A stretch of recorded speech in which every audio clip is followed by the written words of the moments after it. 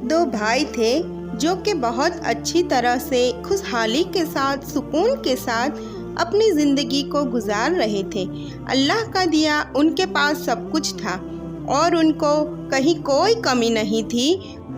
उनके पास उनका ज़ाती घर था, दोनों भाइयों के पास अपनी गाड़ी थी और उनके पास नेक बीवी और अल्लाह ने उन्हें नेक औलाद से भी नवाज रखा था। दोनों भाई नौकरी भी करते थे और नौकरी जहाँ पे करते थे वहाँ पर भी उनकी बहुत इज्जत थी, लोग उनकी रिस्पेक्ट करते थे और उनकी तनख्वाह भी अच्छी थी। आप जानते हैं कि वक्त के साथ ऊंच नीच लगी रहती है, सदा ज़िंदगी एक जैसी नहीं रहती। इसी तरह उनकी ज़िंदगी में कुछ ऐसे हालात आ गए जो कि थोड़े तकलीफ़ के थे, जिनको हम कह सकते हैं कि अल्लाह की तरफ से आजमाइश थी जो उनको काटनी थी। खैर, दोनों भाई एक दिन नौकरी पर गए। बड़े भाई को गुर्दे की साइड पर तकलीफ़ उठी जो कि बहुत असरदीद किस्म की थी और वो तकलीफ़ बर्दाश्त से बाहर थी। अब छोटे भाई ने देखा कि बड़े भाई की तबीयत बहुत ख़राब हो गई, तो लिहाजा घर चलते हैं और दवाई देते हैं ताकि भाई आराम करे, आज काम से छुट्टी कर लेते हैं। बड़े भाई को घर लेकर गए, तबीयत बहुत ख़राब थी। पहले डॉक्टर को दिखाया, क्लिनिक ले गए, पेन किलर इंजेक्शन लगवाया, कुछ तबीयत बेहतर हुई, डॉक्टर ने मेडिसिन लिख कर दी और हम घर आ गए। घर आए, टीके का असर था, कुछ दर्द में कमी थी, खाना खाया, दवाइयाँ खाई और आराम किया, सो गए। बड़े भाई जब सोकर उठे तो उनकी तबीयत मज़ीद बिगड़ी हुई लग रही थी, मज़ीद ख़राब लग रही थी और तकलीफ़ की शिद्दत कुछ ऐसी थी कि बैठना लेटना नहीं हो रहा था। वो चीख रहे थे, तकलीफ़ इतनी शदीद है, शिद्दत इतनी ज़्यादा है कि मैं कुछ कर नहीं सकता। तो लिहाजा इमरजेंसी में उनको हॉस्पिटल ले गए और चेकअप करवाया तो पता चला कि अचानक उनका एक गुर्दा काफ़ी हद तक काम नहीं कर रहा, जिसका हो सकता है ट्रांसप्लांट भी करना पड़े। छोटा भाई अचानक बहुत परेशान हो गया और उसको समझ में नहीं आया कि अब क्या किया जाए, लेकिन जैसा डॉक्टर ने कहा वैसा करना पड़ा। डॉक्टर ने कहा हम इसका ट्रांसप्लांट इसलिए करेंगे क्योंकि इनका एक गुर्दा फेल हो गया है। तो छोटे भाई ने डॉक्टर से सारी बात पूछी कि कब और कैसे ऑपरेशन किया जाएगा और इसमें कितना वक्त लग जाएगा। डॉक्टर ने सारी बात बता दी और छोटे भाई ने डॉक्टर को ऑपरेशन की इजाज़त दे दी, जो कि अगले दिन था। ऑफिस जाकर छोटे भाई ने अर्जेंट एप्लीकेशन जमा करवा दी कि अभी मैं ऑफिस नहीं आ सकता, मेरे भाई का ऑपरेशन है, तो लिहाजा हमें अभी ऑफिस को छोड़ना पड़ेगा। ऑफिस के साथ दोनों भाइयों का एग्रीमेंट चल रहा था, जिसके अंदर साफ लिखा हुआ था कि अगर आप किसी भी वजह से अगर काम को छोड़ेंगे तो दोबारा आपको काम पे नहीं रखा जाएगा। जिस वजह से आज छोटा भाई बहुत ही ज़्यादा परेशान हो चुका था कि इतनी अच्छी जॉब है जो हम कर रहे हैं, ये हमारे हाथ से निकल जाएगी। लेकिन बड़े भाई की सेहत भी ज़रूरी थी। अब अगला दिन आ गया और काम छोड़ दिया। छोटे भाई ने अब उनके पास वो नौकरी नहीं रही थी, लेकिन अल्लाह का दिया इतना था कि वो कुछ माह अपना वक्त बहुत अच्छे तरीके से गुजार सकते थे और भाई का इलाज अच्छे तरीके से प्राइवेट हॉस्पिटल में करवा सकते थे। भाई का ऑपरेशन हो गया और डॉक्टर ने कहा कि अभी ये हॉस्पिटल में एडमिट रहेंगे, जब तक ये नॉर्मल नहीं हो जाते तब तक हम इनको डिस्चार्ज नहीं करेंगे। जब तक बड़े भाई हॉस्पिटल में थे, छोटे भाई उनके साथ थे और छोटे भाई ने उनकी खिदमत की, ख्याल रखा और उसी तरीके से अल्लाह की इबादत करते रहे, रोज़ तहज्जुद पढ़ते रहे और अल्लाह पर अपना यकीन कायम रखा और अल्लाह पे उनको पूरा भरोसा था कि इंशाअल्लाह ये वक्त भी ज़रूर जाएगा और उनको अंदाज़ा था कि अल्लाह की तरफ से वक्त आते हैं और वक्त गुज़र जाते हैं। छोटे भाई और बड़े भाई समझ गए थे ये अल्लाह की तरफ से भेजी गई आजमाइश है जिसमें से हमने अच्छे तरीके से गुजरना है, इसको हमने अच्छे तरीके से काटना है और अल्लाह के ऊपर से अपना भरोसा नहीं तोड़ना। हमने ना उम्मीद नहीं होना है, मायूस नहीं होना है। जहाँ उसने इतना अता किया, अगर जरा सी तकलीफ आ गई तो हम मायूस क्यों हो जाए। तो यकीन रखते हुए दोनों भाइयों ने अपना वक्त गुजारा। बड़े भाई को अभी भी तकलीफ थी, लेकिन छोटे भाई ने उनका अच्छे तरीके से ख्याल किया। जहाँ जहाँ ज़रूरत थी बड़े भाई को उसने मदद की। छोटे भाई के साथ की वजह से बड़े भाई को काफ़ी सपोर्ट हुआ, काफ़ी सहारा मिला और वो काफ़ी जल्दी रिकवर कर रहे थे। दोनों भाइयों की बीवियाँ भी घर में अल्लाह से दुआ करती रहती थी कि ए अल्लाह, हमारी मुश्किल ख़त्म कर दे, हमारी इस आजमाइश में हमारी मदद फरमा, इस आजमाइश को ख़त्म कर दे। ए अल्लाह, हमारे घर में वापस वो वक्त लिया जैसा हमारा घर चल रहा था। ए अल्लाह, हमारी मदद फरमा। बेशक तो गफूरुर रहीम, मेहरबान, ऊंची शान वाला, 70 माओं से ज़्यादा प्यार करने वाला, रहम करने वाला है, दुआएं कबूल करने वाला है। ए अल्लाह, हमारी दुआएं कबूल फरमा ले और हमारी इस मुश्किल वक्त में मदद फरमा। छोटा भाई अपने बड़े भाई के साथ हॉस्पिटल में ही होता था।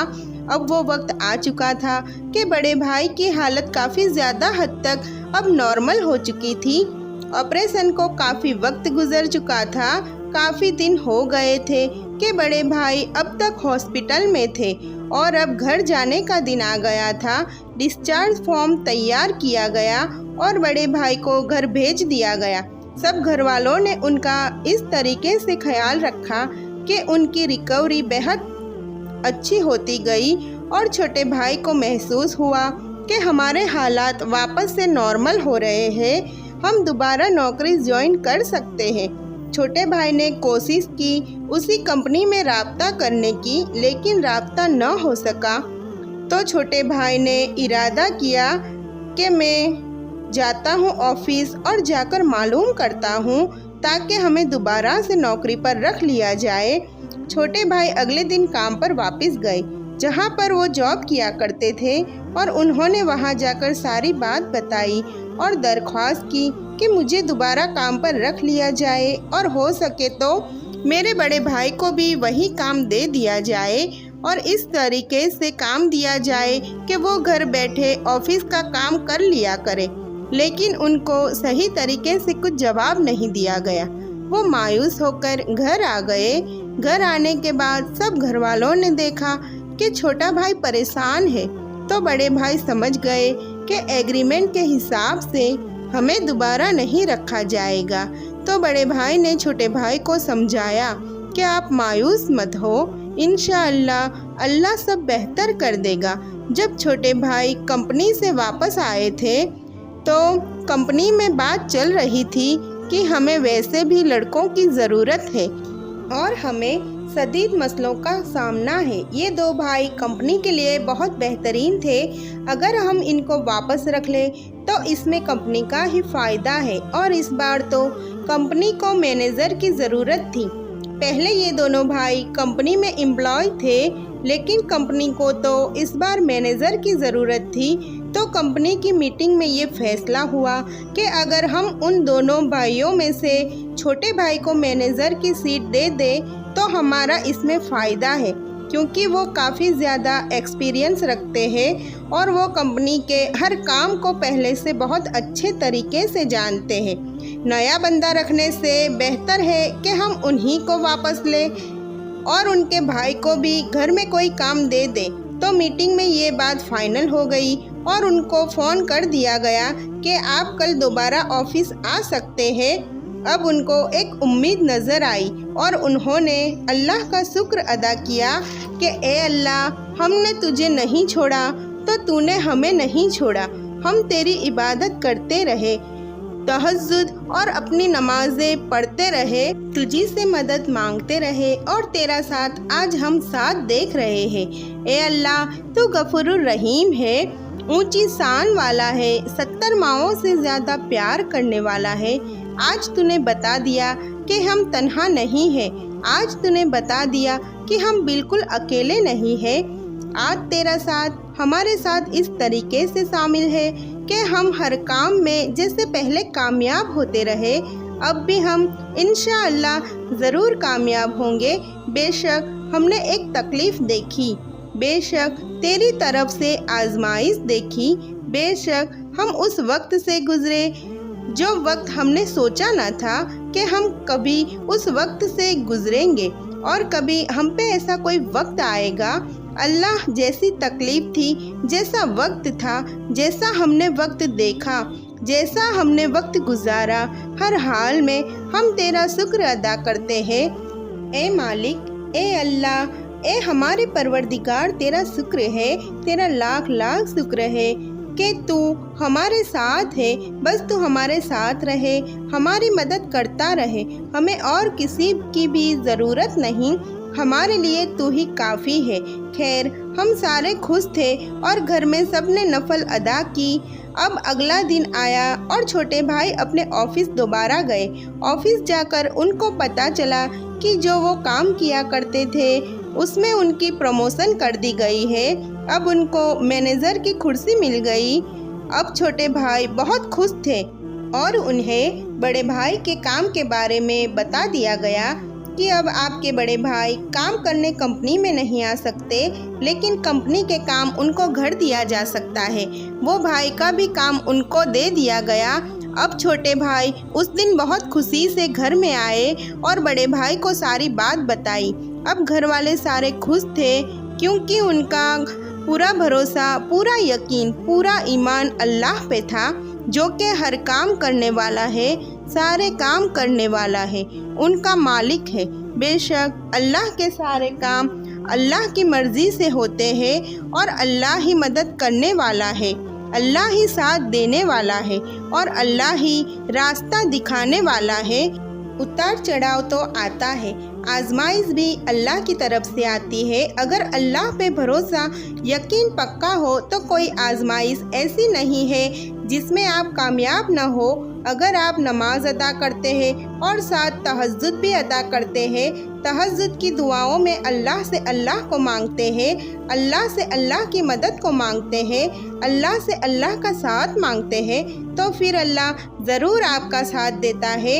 जब आप अल्लाह से अल्लाह को मांगते हैं और वह चीज़ अल्लाह से मांगते हैं जिसमें आपकी ज़िंदगी में बेहतरी आ सकती है, तो याद रखिए उसमें आजमाइशें भी आपके लिए ज़रूर आएगी। अगर आप अच्छे तरीके से आजमाइश को काट लेंगे और अल्लाह का शुक्र अदा करते रहेंगे तो आप कभी मायूस नहीं होंगे।